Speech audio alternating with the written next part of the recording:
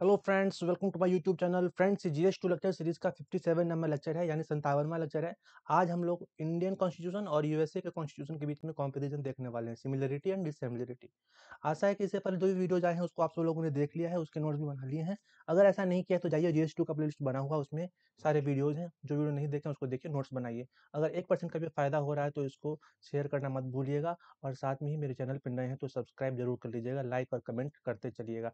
चलिए फ्रेंड्स, शुरू करते हैं आज का लेक्चर। देखिए फ्रेंड्स, सबसे पहले ये जो इंडियन कॉन्स्टिट्यूशन है उसके बारे में हमने पिछले लेक्चर में देख लिया था, ठीक है।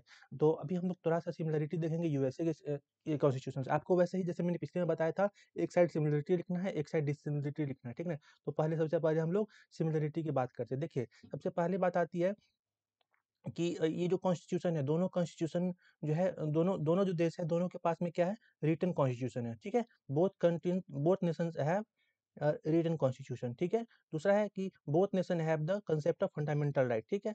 कंसेप्ट ऑफ फंडामेंटल राइट, दोनों में कंसेप्ट फंडामेंटल राइट का कॉन्सेप्ट है। उसके बाद में दोनों के पास में बाई कैमरल लेजिस्लेचर है, ठीक है। मतलब लोकसभा और राज्यसभा दो होता है ना, बाई कैमरल, ठीक है। उसके बाद में बोथ हैव द क्या है कि प्रियम्बल, ठीक है। इंट्रोडक्टरी स्टेटमेंट में क्या आता है, दोनों में प्रियम्बल आता है, ठीक है। ये सब पॉइंट नोट करते चलिएगा, वीडियो को पॉज करके नोट्स जरूर से बनाइएगा, ठीक है।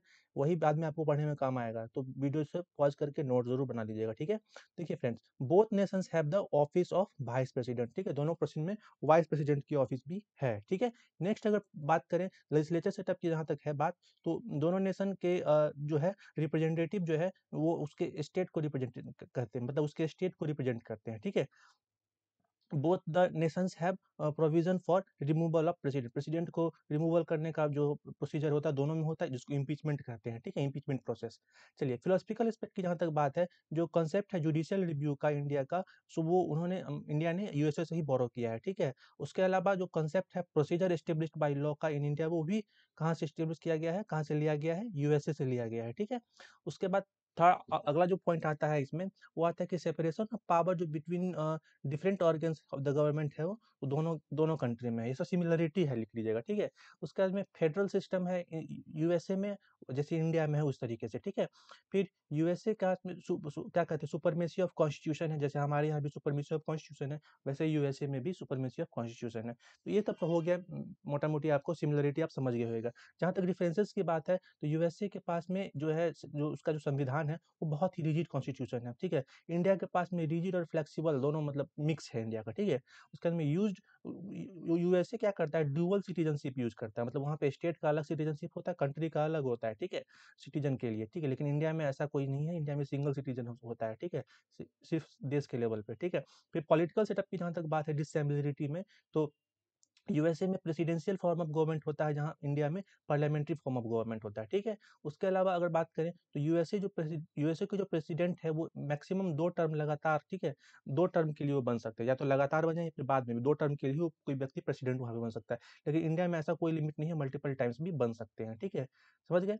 चलिए आगे बढ़ते हैं, अगला देखते हैं कि India has indestructible union of destructible states and USA has industrial union of industrial. इसका मतलब क्या होता है, देखिए, indestructible union of destructible states, मतलब इंडिया में जो है, देश के देश का बॉर्डर को आप नहीं डिस्टर्ब कर सकते, लेकिन स्टेट के बॉर्डर को डिस्टर्ब कर सकते हैं, मतलब जैसे काट करके नया नया स्टेट बना देना, किसी पार्ट को दूसरे स्टेट में मिला देना, ये सब हो सकता है, ठीक है। उसी तरीके से अमेरिका में ऐसा नहीं होता है। अमेरिका में जितना बना दिया, 50 बना दिया तो 50 ही रहेगा, अब 51वां नहीं बनेगा, ठीक है। ना देश की बाउंड्री चेंज होगी, ना किसी स्टेट की बाउंड्री चेंज होगी, ठीक है। Representation in upper house is same for all states, ठीक है। हर एक स्टेट के लिए रिप्रेजेंटेशन जो है सेम होता है, पॉपुलेशन के हिसाब से नहीं होता है, ठीक है। इंडिया में पॉपुलेशन के हिसाब से होता है, ठीक है। समझ गए। वहाँ पे बराबर बराबर हर एक स्टेट में जो है रिप्रेजेंटेटिव अपर हाउस में भेजे जाते हैं, ठीक है। लेकिन इंडिया में ऐसा नहीं, इंडिया में पॉपुलेशन के हिसाब से भेजे जाते हैं, जहाँ ज़्यादा पॉपुलेशन होगा वहाँ पे ज़्यादा होंगे, जहाँ कम पॉपुलेशन होगा वहाँ पे कम भेजा जाएगा, ठीक है। चलिए, अगर एग्जीक्यूटिव सेटअप की बात करें, तो executive setup USA, in USA the president is directly elected by the people, whereas India the president is indirectly elected. आप लोगों को पता है भारत में क्या होता है, प्रेसिडेंट इनडायरेक्टली इलेक्टेड होता है, जबकि यूएसए में डायरेक्टली इलेक्टेड होता है, ठीक है।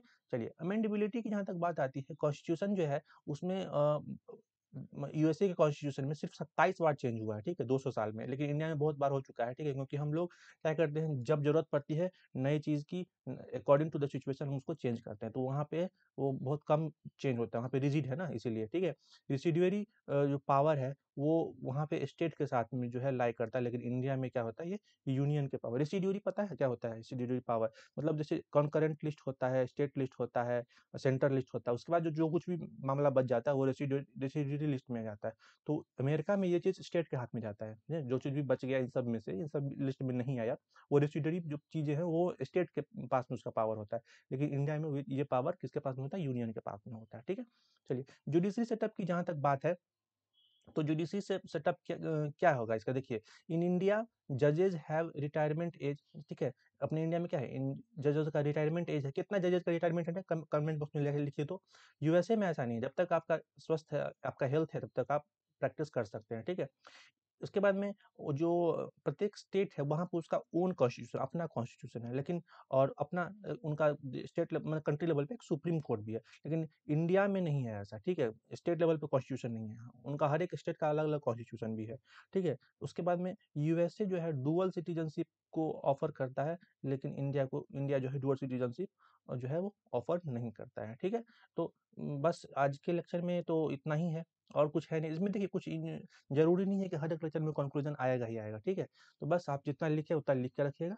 तो प्लीज़ लाइक, शेयर, कमेंट, और नए हैं तो सब्सक्राइब जरूर कर लीजिएगा, ठीक है। छोटा सा लेक्चर है, मैं जानता हूँ, धीरे धीरे और भी लेक्चर आएंगे। अभी कुछ दिन आपने बहुत बड़े बड़े लेक्चर देखे, तो अभी मैं छोटा लेक्चर ही आप लोगों को दे रहा हूँ।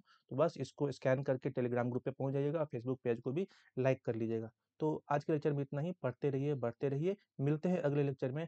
All the very best for the future. Thank you, bye bye, take care.